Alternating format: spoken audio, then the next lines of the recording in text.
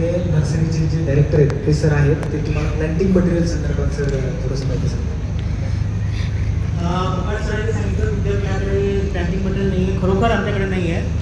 परंतु त्यांनी जे सोल्युशन सांगितलं ते सगळ्यात चांगलं आहे. तशीच एक नर्सरी आता आम्ही सर्टिफाईड करून दिलेली आहे अकोट तालुक्यामध्ये पायपर लागवडसाठी, म्हणजे आपल्या पान पिंपळीसाठी.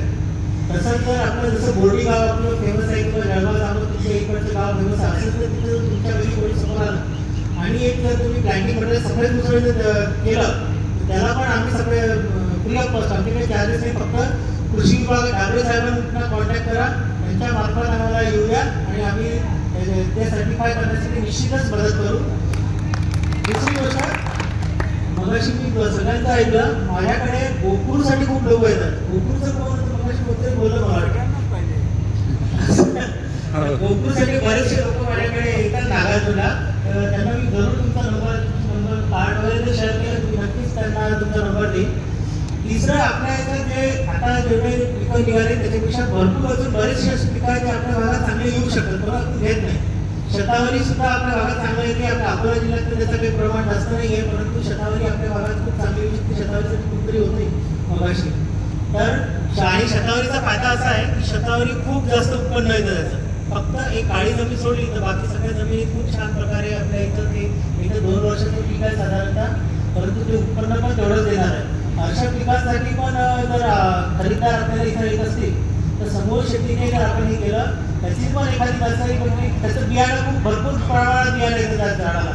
कारण एक एकर जर लावला आपण तर त्याच्यापासून मुळंच नाही मिळत, तर बियाणं भरपूर मिळतं आणि त्याचं बियाणं खूप महाग आहे. तर ते बियाणं सुद्धा आपण जर उगवणशक्ती आम्ही तपासून देऊ आणि त्याच्यानुसार जर आपल्याला त्याचं काही करता आलं तर तेही आपण करता येईल.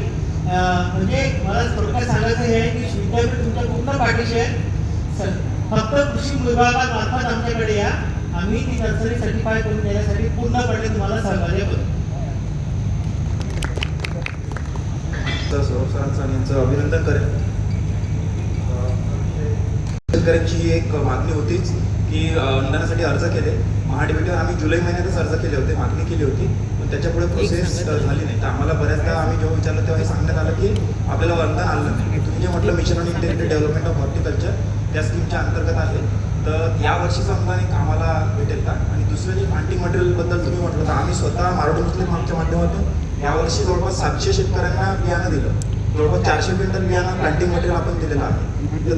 तर बियाणं आपण सगळं आपले जे शेतकरी आहेत त्यांनी दिलेलं आहे, तर मोठ्या क्वांटिटीवर आपण देतो. तर तसं सर्टिफिकेशन जर आम्हाला मिळणार असेल तर आम्ही संग्रामपूर जळगाव जामोदसाठी ही जबाबदारी घेऊ शकतो आणि नंतर आम्ही प्रोव्हाइड करू शकतो. पूर्ण विदर्भामध्ये आम्ही प्लांटिंग मटेरियलची हे जे अडचण आहे ती आम्ही सोडवू शकतो. फक्त माझा हा प्रश्न आहे की यावर्षीचा जो मुद्दा आहे त्याच्यामध्ये होईल का? आणि दुसरं, ज्या शेतकऱ्यांचं 2 हेक्टरपेक्षा क्षेत्र असेल त्यांना MRGS जे तुम्ही म्हटलं तर त्याच्यातून काही अडचणी येतील का? जो पिरियड आहे प्लॅनिंगचा पिरियड राहिला नाही आहे. ऑलरेडी आम्हाला म्हटलं त्यांनी की आम्ही तुम्हाला लॉटरी काढून देतो. म्हटलं आम्हाला आता कुठलीच लॉटरी काढून देऊ नका, ना हळदीची ना मुसळीची, कारण पिरियडच नाही आहे सध्या. नंतर जे आम्हाला मार्च नंतर आम्हाला लॉटरी काढून द्या आणि पुढची प्रोसेस जी आहे ती बरोबर याच्यामध्ये आम्ही करून घेतो. म्हणजे तुम्हाला अडचण राहणार नाही. म्हणजे आता कसं काय की आता लॉटरी काढलं तर कसं आहे, तुम्ही आमच्या जे काही खर्ची मंडळी आहे, असिस्टंट सुपरवायझर त्यांना म्हणणार साहेब काढून द्या वगैरे आहे की नाही, ते म्हणणार तुमच्या शेतात सध्या आता लावली नाही, 6 महिन्यापूर्वी लावली आहे वगैरे वगैरे, त्यामध्ये आपल्या सुरू उभाच होती.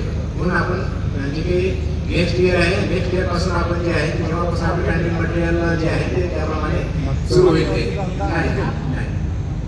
भरपूर मिटिंगा झाल्या, त्याच्यामध्ये कॉस्ट ऑफ प्रोड्युशनसाठी आम्हाला वाटलं की आम्हाला किती खर्च लागतो ते, तर त्या बाबतीत आम्ही पानपिंपळी, शतावरी, सफेद मुसळी आणि सिटोरेला आणि याचं गवत खाडी नाही गवतीच्या हे 4-5 गवतांबद्दल आपल्याला पूर्ण मारक तयार झालेले आहे. किती अनुदान असावं, किती टक्के असावं, त्याच्यामध्ये पूर्ण आपण फायनल केलेलं आहे. या हे पिकं पूर्ण आपल्या MIDS अंतर्गत ऑनलाईन उपलब्ध आहे सबसिडीसाठी.